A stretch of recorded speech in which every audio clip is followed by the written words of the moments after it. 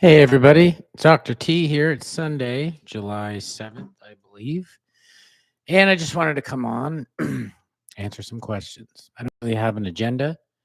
I just recorded a podcast for this Thursday that's going to be on the sex pill Addy, ADDYI. And just kind of talk about what it is and what it does and what it doesn't do. Um, Hormone Balance Bible is the book that I wrote to help women across the country. Actually, it's for sale in about 20 other countries as well. I just wanted to explain it real quick. It's the top 12 most common hormone imbalances in women. Um, Talks about them in the language of an archetype. So it gives you a storyline to help you understand what exactly I'm talking about. So if you want to go over to Amazon and get a copy of the Hormone Balance Bible, you can. I'm going to wait for a little bit because usually people trickle in around the 3 or 4 minute mark and start asking questions. So this is not an agenda. This is just me asking or answering questions. So if you have questions and you're not live, obviously you can throw one down in the chat section and I'll try to get to it at some point. If you have a question, feel free to ask at any time. You can ask about any of the hormone issues. You can ask about endometriosis, hysterectomies, fibroids, pap smears, endometrial biopsies. I haven't been doing babies for about 7 years, but I can try to answer any questions you might have about pregnancy or fertility. Whatever it is you've got trickling. Yes, they trickle. You guys trickle in. Yeah, sometimes it even gets busy or around the 9 minute mark. So sometimes I think what YouTube does is it alerts you all that I'm on and everybody's so excited. No, I'm kidding. I wish. But yeah, if you have any questions about the different hormones, what, testing, supplements, that's a big one. I always get questions about supplements. So if you have any questions about anything that my book didn't answer, or if you want something specific, I can't answer specific medical questions geared towards your particular care because I'm not your doctor. Is it possible that progesterone downregulates the estrogen? No, it's not possible. That's what it does. It's exactly what it does. So what progesterone does is some people will say that that are out there will say that it blocks the estrogen receptor. It doesn't block it. It downregulates it. So let's say I had a lady in the other day. She was on a smidgen, like a normal dose of estrogen would be 1 or 2 milligrams, and she was on 0.25. And it's a minuscule dose. And then they had her on 200 milligrams of progesterone, and she was having hot flashes and night sweats, and they couldn't figure out why. And I was like, well, duh, you are taking hardly any estrogen, and then you're taking this monster dose of progesterone and you're down regulating her estrogen receptors. So we changed that for her.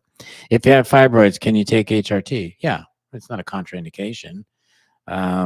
Sometimes, if depending on the fibroids and their locations, um, they could bleed a little bit. I doubt that you would probably stimulate them enough to grow, but the fibroids love estrogen, so that's always a possibility. Do you recommend withholding progesterone and estradiol prior to testing? No.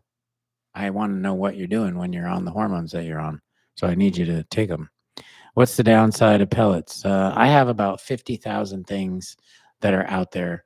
I've talked about pellets at least twice here on YouTube. I have 3 episodes on my on Apple, iTunes for testosterone, and 2 on pellets. The most recent one was probably 2 months ago. You can go there. I have a whole chapter in my book dedicated to how horrible pellets are. And if you go on Google and you type in Tassone pitfalls of pellets, you can see an article I wrote. But let's just suffice it to say they are horrible. They are malpractice. It's a massive overdose of pellets. And I think the doctors that are putting them in put profits over patients. But that's just my opinion. Progesterone may make me depressed. I don't know why. I've never seen any data that shows that. Progesterone can calm you down. I don't think that's synonymous with depression. Here's an MD just saying, but a psychiatrist. Um, oh, he's an MD. I don't know. Maybe he knows something that I don't. But I mean, I suppose it's possible if you just got put on progesterone and you were in menopause that maybe your depression will get worse because you're not getting any estrogen and then you're down regulating those receptors even more. I just started listening to you. You must be really bored to find me. No, I'm kidding. That's really great. I'm happy. It's always nice when you know that you've reached another person that can help spread the word. Because really, what I'm trying to do is get more women talking about it. Unfortunately, there's a lot of big influencers out there in this OBGYN world that basically toe the party line. They don't like testosterone. They don't do testing. They're NAMS certified, whatever the hell that means. Um, so I think that it's nice to have an opposing opinion. What one of them even says is that she wields the golden lasso of truth. She likes to compare herself, I guess, to Wonder Woman, but it's her truth. That's it. And if you don't buy into her truth, then she basically attacks you and destroys you. So, there are multiple ways to do things. And that old adage, multiple ways to skin a cat is true with hormones. There's no right or wrong way. I am definitely opinionated on certain things, as I just talked about with pellets. I think that's wrong. But most of the time, you can be pretty open with how you do things. So, can it help with fighting dreaded weight gain? And if so, yesterday I did a whole episode on weight gain here on YouTube. You can listen to that. It's about 12 or 13 minutes. The first link that I put in there is to my actual weight loss program, where I actually will help. I'll do all the hormone work. It pays for the medications if you want to go on GLP-1s. It includes supplements which have berberine and maca and fish oil and some other things, Himalayan rock salt. Um, and it also includes 3 visits with me. So if you really want to lose weight and you want to invest in yourself, it's an all encompassing program. I've got 25 women in it right now. 3 of them last week were down 20, 22, and 28 pounds in 3 months. So definitely is something that can help if you're interested in that. Do you recommend Veoza? My doctor did not want to do HRT and gave me, that's lazy on their part. Veoza will help with hot flashes, but that's it.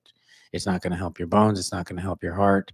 Your doctor, to me, that is so brainless. It's like so freaking gaslighting and brainless. It aggravates the living hell out of me that they do shit like that, because it's like you have multiple medications at your fingertips, estradiol, progesterone, and testosterone, that would help you in about a week, not only be better, feel better, but live a better, longer life. We know this from data. And yet all they want to do is reduce you down to your hot flashes, because that's literally all they're treating. That is so, I mean, I'm infuriated and I'm not a woman. How that doesn't just set you off and you just want to just storm out of the room, I have absolutely no idea. That is so demeaning. Anyways, that's my soapbox. I think it's ridiculous. Increasing estradiol patch from 0.05 to 0.075. I don't think so. I don't know. I don't know what you're going to experience because I'm not you. Will you have the weight loss program again in August? Yes. I'm currently in detox till I leave for vacation. Do you have an opinion on metformin? I'm also on Mounjaro. Yeah, I mean, metformin's a good medication. It helps lower blood sugars, can help with inflammation. I think berberine or dihydroberberine is head to head just as good. The thing that's interesting about metformin is it's super cheap, like maybe $1, because it's been around for a long time. And dihydroberberine is probably $50 or $35 a month, depending on what kind you get. So it's a little more expensive. Metformin has a lot of side effects, diarrhea, stomach pain. It can also cause aplastic anemia, which is where it hurts your bone marrow production. I've never seen that in 25 years, but that's probably the biggest thing that it could do. I'm on 0.1 of estradiol patch, 200 of progesterone, and just heard you say 1 to 2 is what women need. No, that's not what I said. I said 1 to 2 is a standard dose, and that's the patches are dosed differently. You are literally on the highest dose of a patch that you can be on. So I didn't say that exactly. Hey, you said GLP-1. What if your lipase is above normal? I think it's something to take into consideration and to watch your lipase. I mean, I don't think that necessarily excludes you unless you have pancreatitis or you've had pancreatitis. I probably wouldn't give it to you then. I have an autoimmune disease, Hashimoto's, Graves, lichen sclerosis. Just found out I have a high sex hormone binding globulin. Is there any hope for those of us who struggle with low testosterone?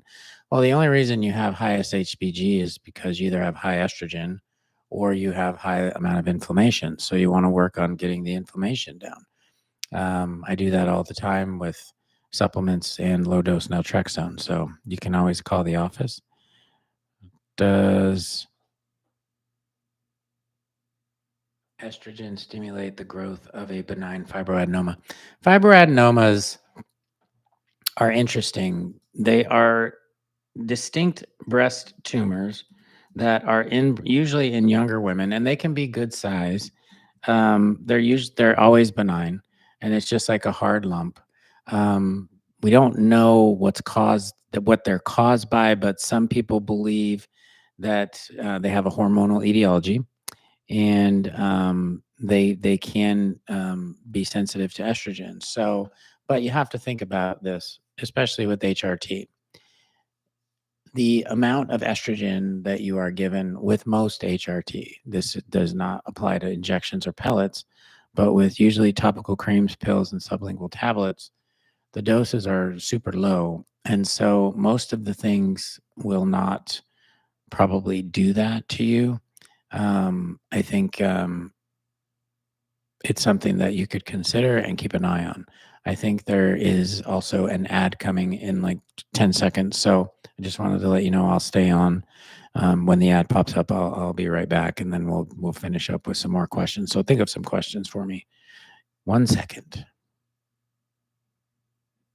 Okay, we're back. I think they just insert them. You're welcome.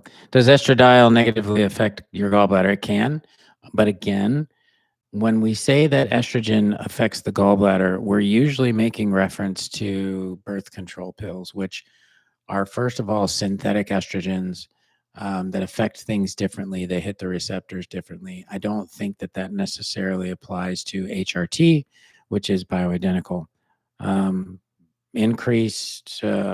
just said increased sex hormone binding globulin happens for a lot of reasons, but one is for sure high estrogen. Sometimes you can have certain medications that will raise it. You can actually raise it too high if you're on a super calorically restricted diet and there's added stress on your body. So I would Google what causes high SHBG if you want like a definitive list. But really, it's not a problem, but it can lower your free testosterone. So if you're on testosterone and estrogen and your SHBG is high, I would look at your estrogen level, because if that's high, then that's probably what's causing it, and they may need to come down on your dosage. Any more questions? We're at the 13-minute mark, and I don't want to drive everyone crazy. So I really appreciate you guys spending the time. I will put in a shameless plug again, since there's 26 people here. I did write the book, The Hormone Balance Bible. I talk about SHBG. I have chapters on testing each of the hormones, and then not just each of the hormones and what they do, but what they do when they're high and low. Talk about testosterone, estrogen, progesterone, DHEA. Talk a little bit about vitamin D. And I talk about thyroid and cortisol pretty extensively. So if that's something you're interested in, it's like 500 pages. It's a good reference book, and it's available on Amazon. I think they're selling it for 50% off right now. I will go check your video on weight loss. It was yesterday. But if a woman is estrogen dominant and you are given progesterone, but it's down regulating, how do you get one's estrogen down? Well, why is your estrogen high? If you're taking too much estrogen, then we got to go down on the dose. If you're obese, that could make your estrogen high. So we need to just focus on the weight loss.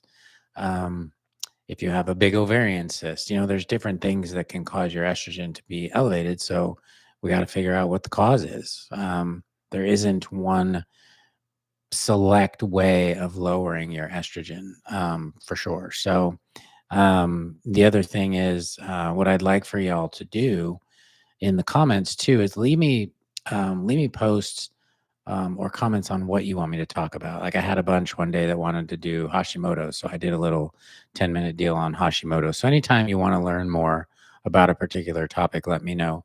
Last week I did my podcast on low dose naltrexone. So for any of you that want to learn more about that with autoimmune diseases, weight loss, and inflammation, go to Confessions of a Male Gynecologist and let's listen to that. This Thursday, I'm dropping the episode I did on ADDY, ADDYI, which is the pink pill that's supposed to help with your sex drive. You can tell by me doing this that I'm probably not a huge fan of it. Thanks for what you do for women. Oh, you're very welcome. It's fun answering questions. And it's nice advocating. I'm still amazed at the number of colleagues of mine, especially the females, because 75% of us are now women in this field, that gaslight. I'm fascinated by it, and I don't understand it. Keep in mind, we are supposed to be there for you. Your book is easy to read and well written. Oh, thank you. It took 2 years. And the first submission that I did, they hated it. And I had to go back to the drawing board and rewrite it. Man, that was so depressing, but it actually did turn out really well. And I thank the editors for pushing me on that. Interested in the cortisol connection. I can talk about cortisol. I have 2 episodes on my podcast about cortisol, and there's a huge chapter in my book about it. There is no should be for hormone levels. So I try to get people away from this concept of optimal. That's something that's pushed by the alternative community because they want you to feel like you're sick if you're not optimal. What level is best for you is the level that you're at where you feel the best. So say free testosterone is anywhere from 0 to 6.4, and you're at 0.8 and you feel horrible. And we get it up to 1.6 and you feel like $1,000,000. Well, do I need to make it 4.6 if you feel amazing? No. The only level that I focus on like that is estradiol, because we know that your estrogen level has to be above 60 for you to really have the bone protection. So I really want that one to be at a certain level. But the other ones, it's kind of where you feel the best. And I try to get past all that sticky stuff that some of these providers out there promote. Like they figured out of the millions of doctors out there, that they are the ones that figured out what the perfect level is. It doesn't exist. Everybody's different, and you all have different places where you feel better.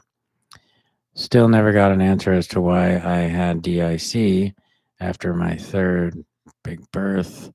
Not asking for medical advice. I don't know what caused your DIC either. Preeclampsia, eclampsia, DIC. If we knew what caused them, we wouldn't have them anymore because we could fix it. Probably has some sort of an autoimmune component, I would imagine. Probably has some sort of chemical signaling from the pregnancy.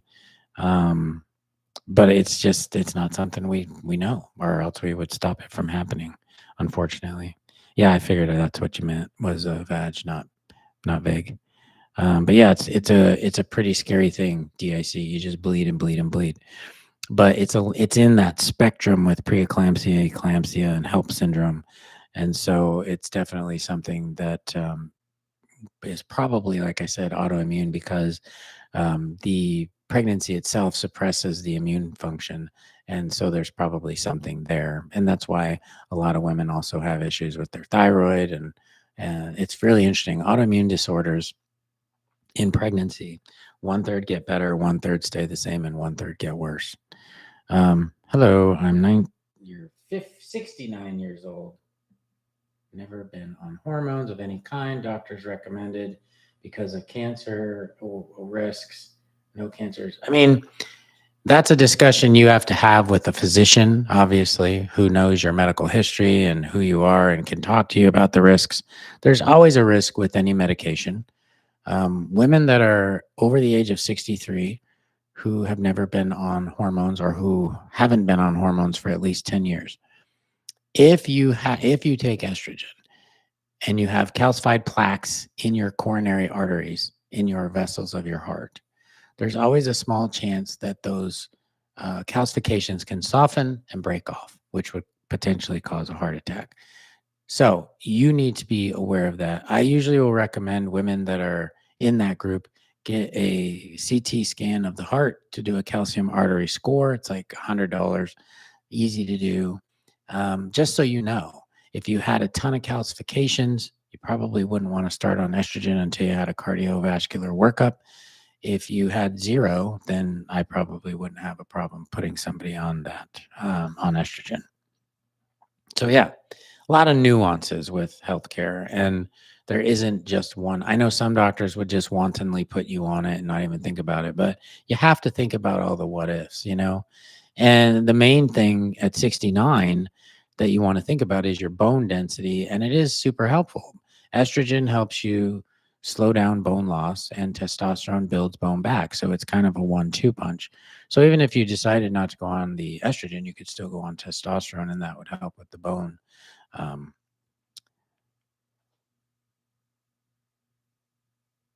let's see. Awesome. Thank you. I do have osteoporosis. Oh, that's something you need to think about then, because your health is at more risk probably with osteoporosis, falling, breaking a hip, because we know women that break a hip have about a 50% mortality because you're not walking.